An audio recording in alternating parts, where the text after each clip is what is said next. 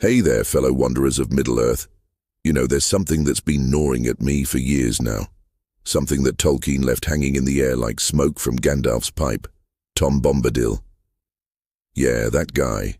The one who shows up, saves our hobbits, speaks in riddles, and then just disappears from the story like he was never that important. But here's the thing, he is important. More important than we ever realized. And today, we're going down a rabbit hole that few have dared to explore. The missing years of Tom Bombadil, the gaps in his story that Tolkien hinted at but never fully revealed. This isn't just speculation. This is about connecting dots scattered across the Silmarillion, the appendices, Tolkien's letters, and those quiet moments in the books where Tom says something that makes you stop and think, wait, what did he just say?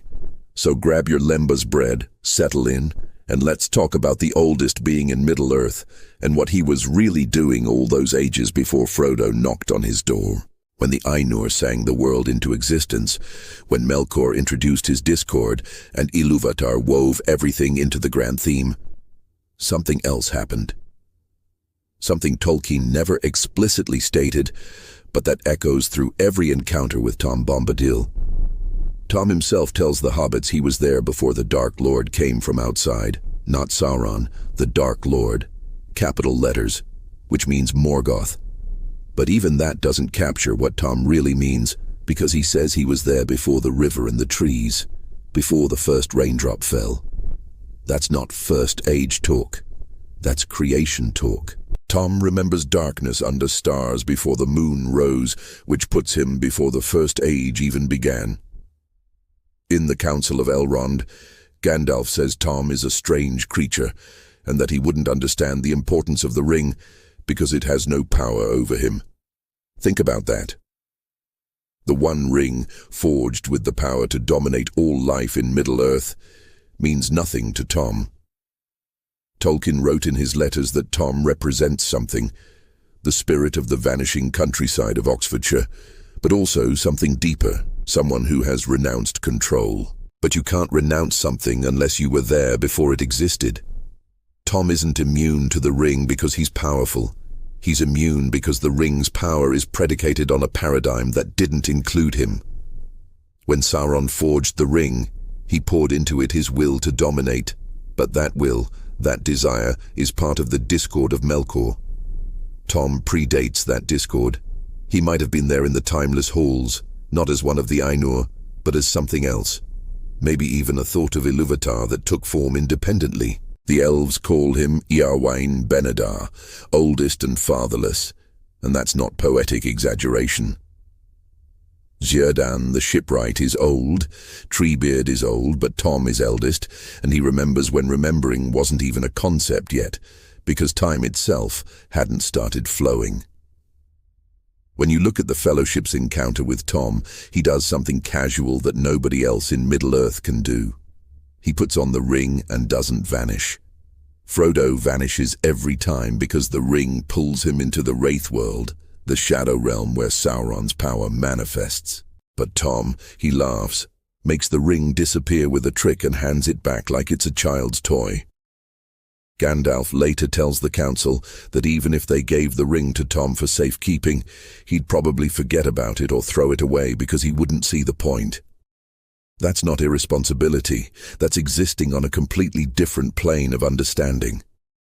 Tom saw the world when there was no evil in it, when Melkor's discord was just beginning to seep into the foundations. He represents what Middle-earth was supposed to be before it got corrupted, and that's why the ring has zero hold on him. The First Age lasted about 600 years of sun time. Where was Tom? He tells the hobbits he knew the darkness under stars, which means he was around during the years of the trees and before. But during the First Age, when the Noldor came back to Middle-earth and fought Morgoth, when Gondolin fell and the dragons burned everything, Tom was somewhere in Middle-earth. He had to be.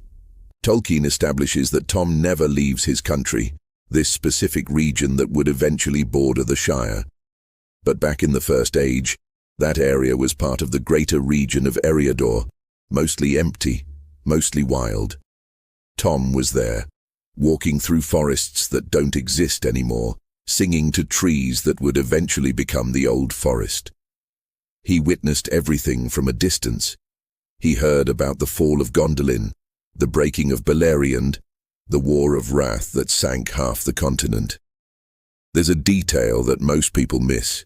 When Tom rescues the hobbits from the Barrow Wights, he pulls out ancient swords from the Barrow, Dunedain blades from the fallen kingdom of Arnor. But he knows these swords, he knows their history, and more than that, he knows the older things in those barrows. The Barrow Downs are ancient graves from the First Age, from the Edain who followed the elves, and later from the Dunedain of the North Kingdom. Tom has been collecting things, little treasures, memories of ages. He's got swords, he's got brooches, and in his house you can see yellow boots and a feather in his hat. All random, unless you realize that each item has a story spanning thousands of years. Tom walked the battlefields after the armies left, not to loot, but to remember. He found a blade where some hero fell, fighting a dragon in Beleriand. He picked up a jewel from the ruins of Eregion after Sauron destroyed it. Gandalf tells the council that giving the ring to Bombadil would be a disaster, because Tom would eventually fall, last as he was first. That's a loaded statement. Last as he was first. Tom will be the last thing standing when Middle-earth ends, just as he was the first thing there when it began. Tolkien hints in the Silmarillion that at the end of days, at the Dagor Daggorath, the final battle, the world will be broken and remade. Morgoth will return, there will be one last war, and then Ilúvatar will create a new world. Tom will be there for that. He's tied to the physical earth itself, to the bones of the world, and he can't leave even if he wanted to.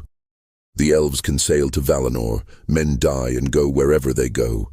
Dwarves believe they'll help rebuild the world, but Tom is stuck here. He's not cursed, he's just fundamentally part of the landscape. When we think about Tom's missing years, we have to zoom out and realize that his story isn't about events, it's about continuity. While kingdoms rose and fell, while the elves faded and men claimed dominion, Tom was the constant. He represents the one thing in Tolkien's world that doesn't change, doesn't grow, doesn't diminish. He's the eye of the storm, the still point in a turning world. And that's exactly why Tolkien wrote him the way he did, as an enigma that can't be solved, because solving him would ruin what he represents. But we can still trace his footsteps through the ages, and when we do, we find something incredible. A being who saw everything, remembered everything, and chose to stay small, stay local, stay true to his patch of earth, Goldberry, the river woman's daughter. She's introduced almost as an afterthought, this beautiful lady who sits in Tom's house and seems content to just exist there. But Tolkien doesn't do afterthoughts. Every character has depth, and Goldberry is no exception. Tom calls her his pretty lady, his river daughter, and she speaks in ways that echo the Ainulindale, talking about rain and growth and the natural cycles of the world. She's not human, obviously. She's not a hobbit or an elf. So what is she? The most compelling theory, one that fits with everything Tolkien established, is that Goldberry is a Maya who chose to stay in Middle-earth, not in disguise like Gandalf or Sauron, but genuinely choosing to become part of the natural world. The Maya took many forms. Some became wizards, some became Balrogs, some became spirits of nature. Their courtship must have spanned centuries, maybe millennia. Tom tells the hobbits he remembers the first acorn and the first raindrop, but he also sings about fetching Goldberry, about dancing with her in the rain, about bringing her home. This wasn't a quick romance. Tom had to learn her language first, the language of water and growth, of seasons turning and rivers flowing. He had to understand what it meant to be tied to a specific place, even though he himself was already tied to the land in his own way. Goldberry taught Tom things that even the elves had forgotten. The deep magic of the natural world that doesn't come from power or domination, but from harmony. When Tom sings, The old forest listens. When Goldberry speaks, the rain falls. In one of Tolkien's letters, he mentions that Tom and Goldberry represent the natural world, but also a kind of unfallen innocence. They don't have children, they don't build, they don't conquer. They just exist, and in existing, they preserve something essential. Goldberry doesn't age the way mortals do, doesn't fade the way elves do. She's constantly renewed, like the river she came from. Every spring she's young again, every winter she rests, and every year the cycle continues. Tom doesn't age at all because he's outside time in a fundamental way.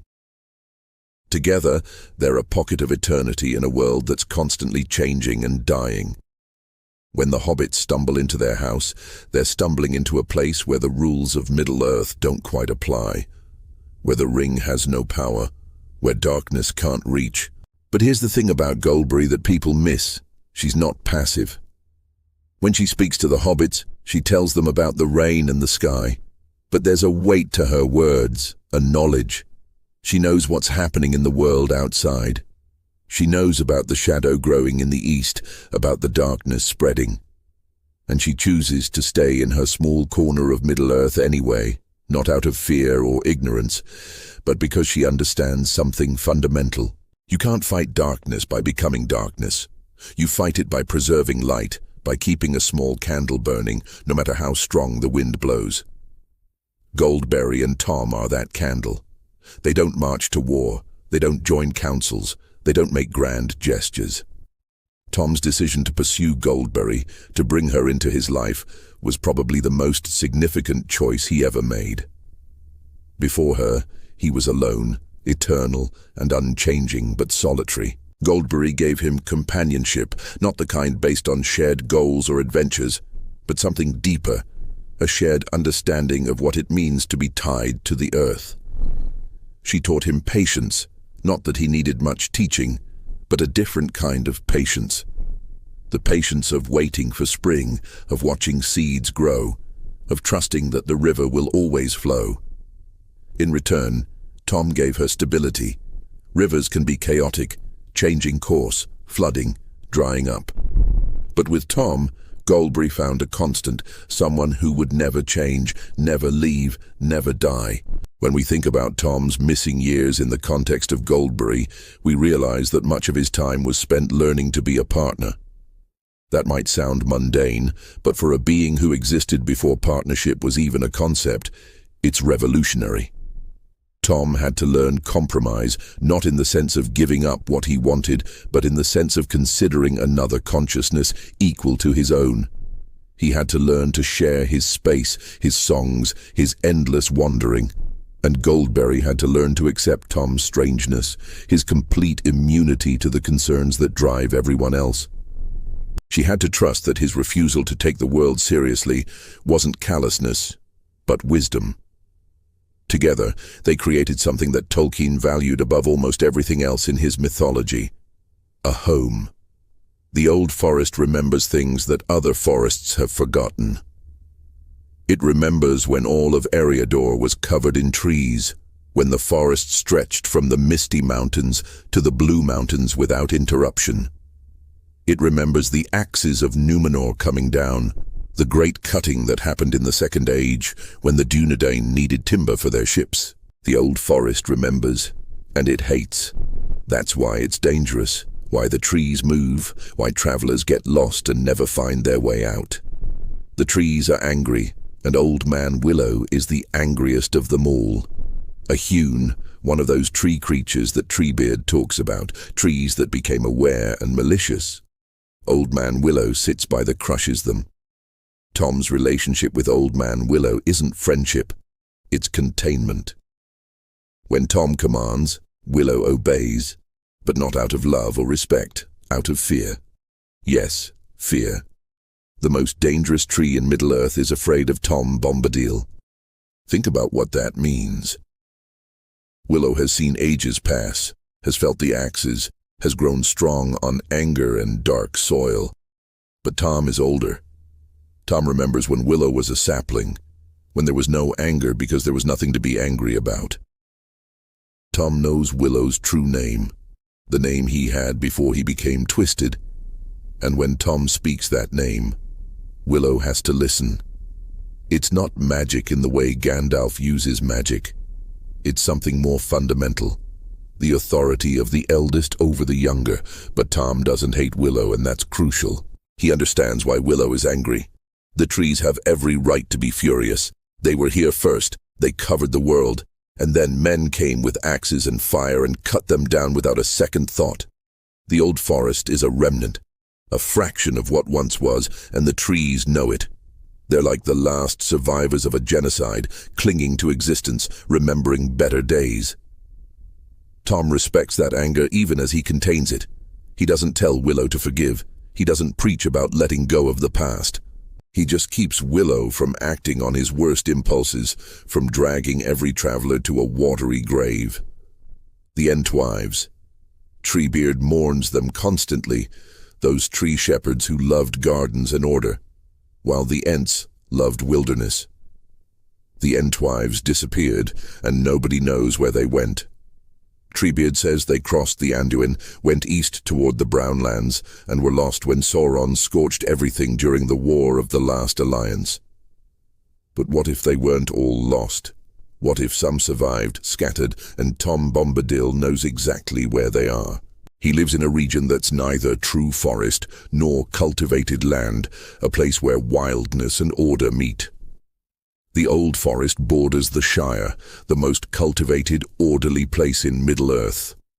If any Entwives survived, if any of them found a place to continue their work in secret, it would be here, under Tom's protection. Tom never mentions the Entwives directly, but he talks about tree herding, about tending and teaching. He refers to the trees as if they're children that need discipline and guidance. That's Entwife language, not Ent language. Ents let trees grow wild, let them find their own way. Entwives cultivate, teach, shape. Tom's relationship with the Old Forest mirrors what the Entwives used to do in their gardens. He doesn't control the forest, but he guides it, keeps it from consuming itself with anger, encourages the gentler trees, restrains the dangerous ones. Maybe an Entwife taught him that.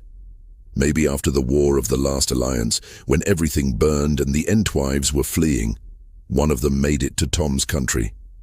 The War of the Last Alliance, that great battle at the end of the Second Age, where elves and men joined forces to overthrow Sauron.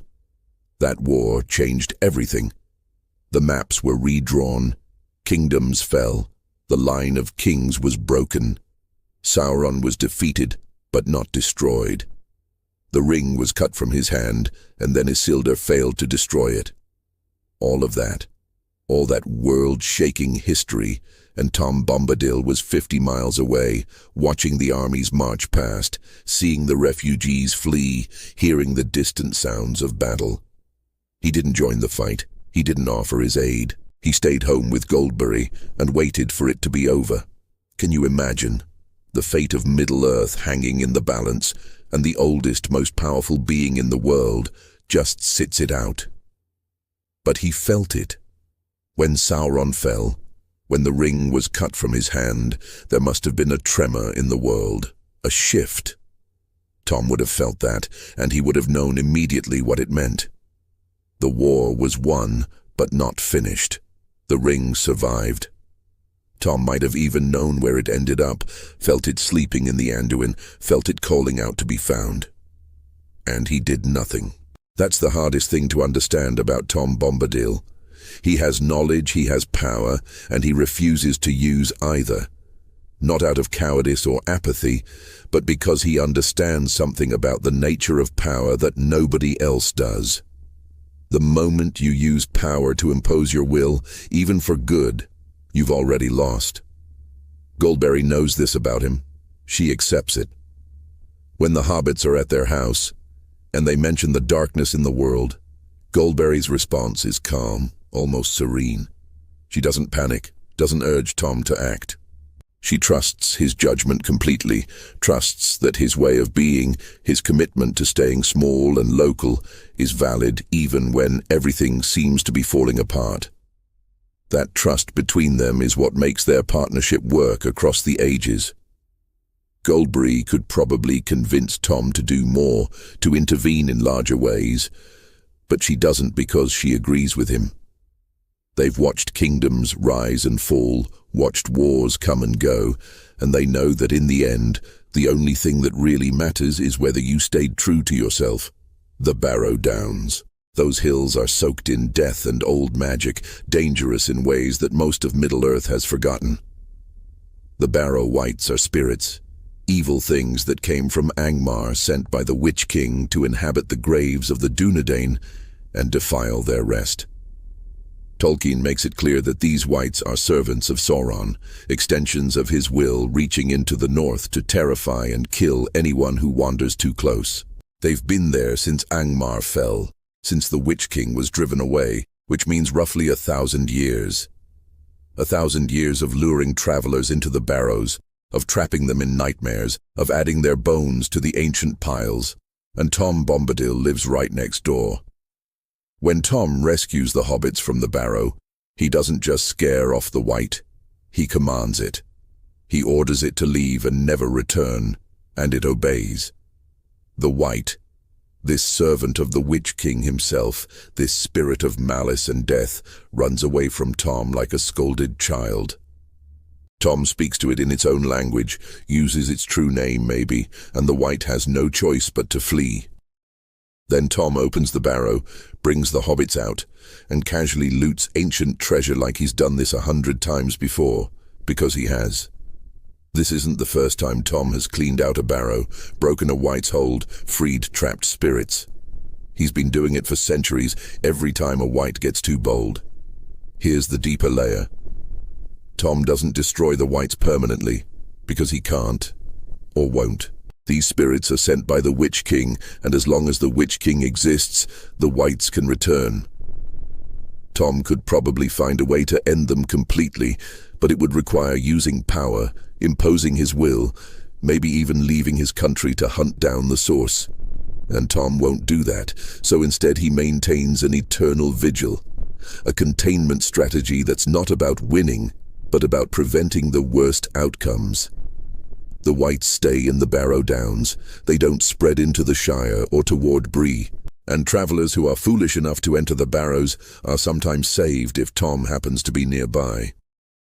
The relationship between Tom and the Witch King is fascinating when you think about it. The Witch King is the greatest of the Nazgul, the Lord of Angmar, ancient and terrible. He's brought down kingdoms, killed the last king of Arthedain, scattered the Dunedain, but he never goes near Tom Bombadil. The Barrow Downs are his domain, his wights haunt those hills, but the old forest, Tom's country, the Witch King avoids it completely. Why? Because Tom is one of the few beings in Middle-earth that the Witch King can't understand, can't predict, can't fight. The Witch King exists entirely within Sauron's paradigm of power and domination. He understands strength, fear, magic, all the tools of control. But Tom exists outside that paradigm. Tom's missing years during the Third Age are largely spent on this guardian role. While Gandalf and the Rangers are working to protect the North through intelligence and military action, Tom is doing it through presence. Just by being there, by maintaining his small patch of peace, he creates a buffer zone. The Shire flourishes partly because there's something between it and the darkness, a barrier that evil can't quite cross. The hobbits don't know this. They think they're safe because they're unimportant. But the truth is they're safe because Tom Bombadil has been running interference for 1,000 years. The wights don't march west. The old forest doesn't spread its malice toward the Shire. When the War of the Ring finally comes, when Frodo and his companions flee the Shire and stumble into danger, Tom saves them twice. Once from Old Man Willow, once from the Barrow Wights. And then he sends them on their way with ancient swords and cryptic advice. He doesn't join them. He doesn't offer to carry the ring to Mordor. He just does what he's always done. Keeps his small corner of Middle-earth safe and lets the larger story unfold without him. Some readers see this as a failure, but Tolkien saw it as integrity. Tom knows his role, knows his limits, and refuses to exceed them even when the stakes are infinite. Before the Shire was the Shire, before hobbits ever migrated west across the Brandywine, the land was different. It was empty mostly, wilderness with scattered remnants of older peoples. The Dunedain had their kingdom of Arthedain, but their focus was elsewhere, on fighting Angmar in the north and maintaining watch on the East Road. The region that would become the Shire was backwater, unimportant, and that's exactly why it appealed to the hobbits when they came looking for a new home. But Tom Bombadil was already there. He'd been there for ages, watching the land, learning its contours, singing to its rivers and hills. When the hobbits arrived around the year 1600 of the Third Age, Tom noticed Tom must have watched them for years before making contact. Hobbits are naturally cautious of big folk and strange things, so Tom would have kept his distance, observed their habits, learned their customs. He saw how they avoided trouble, how they loved food and comfort, how they had no interest in power or war, and he approved. These were people who shared his values, people who wanted nothing more than to tend their gardens and live in peace. So Tom became a guardian of the Shire to be, a presence in the old forest that kept darker things from spilling over into hobbit lands. When the hobbits talked about the old forest being dangerous, about trees that moved and paths that vanished, they were half right. There are hints in the text that some hobbits knew about Tom, or at least knew the legends. Farmer Maggot mentions Tom in passing, calls him a strange customer, which suggests they've met. The Bucklanders, the hobbits who live closest to the old forest, they tell stories about Tom, though most hobbits dismiss them as nonsense. But the stories persist. A tall fellow who lives in the forest, who sings odd songs, who can command trees and doesn't fear anything. The older hobbits remember the stories from their parents and grandparents, which means the legends go back generations, maybe all the way to the founding of the Shire. The Shire's prosperity isn't just good luck or good land. It's because Tom created the conditions for that prosperity. By containing the old forest, by keeping the Barrow Downs from spreading their evil, by maintaining a buffer zone between the hobbits and the wider world, Tom gave the hobbits space to develop their unique culture. They didn't have to become warriors, because warriors weren't necessary. They didn't have to learn fear, because fear rarely found them. They could focus on farming, on food, on festivals and family, all the things that make hobbit life so appealing. And when darkness finally came, when the Black Riders entered the Shire looking for the ring, the hobbits were completely unprepared. Tom's gift to the hobbits, his real gift, was time. He gave them 1,000 years of peace, 1,000 years to grow, to establish traditions, to become the Shire. Other peoples in Middle-earth were fighting constant wars, dealing with orcs and wargs and enemy armies. The Rohirrim fought for every mile of their territory. The Gondorians held the line against Mordor for centuries. Even the elves were in slow decline, fading with each passing year. But the hobbits, they thrived, they expanded, they built, they created one of the last truly peaceful places in Middle-earth. And none of them knew it was partly because a strange singing man in the old forest had been watching over them since the beginning. When Frodo and his friends stumble into Tom's house, they're experiencing something that very few people ever have. Tom's direct hospitality. He feeds them, shelters them, tells them stories and sends them on their way. For Tom, it's probably a minor event, a brief interruption in his eternal routine. But for the hobbits, especially Frodo, it's formative. Frodo sees that there are beings in the world who exist outside the struggle for power, who can't be corrupted, who represent a different way of being. That knowledge sustains him later when he's carrying the ring. He knows that even if Sauron wins, even if darkness covers everything, Tom Bombadil will still be there, still singing. The Blue Wizards. Alatar and Palando, the two Istari who went into the east and never returned to the west, never appeared in the story of the ring. Tolkien himself was uncertain about their fate. In some notes, he suggested they failed their mission, became corrupted, started cults. In others, he suggested they succeeded wildly, stirring up resistance against Sauron in the distant lands, creating chaos that prevented Sauron from bringing his full might against the West. But in all versions, they disappear from the narrative. They go east and vanish into history. What if Tom Bombadil knows exactly what happened to them? What if he traveled with them for part of their journey? The Astari arrived in Middle-earth around the year 1000 of the Third Age. They came as emissaries of the Valar, sent to help resist Sauron, but forbidden from matching his power directly.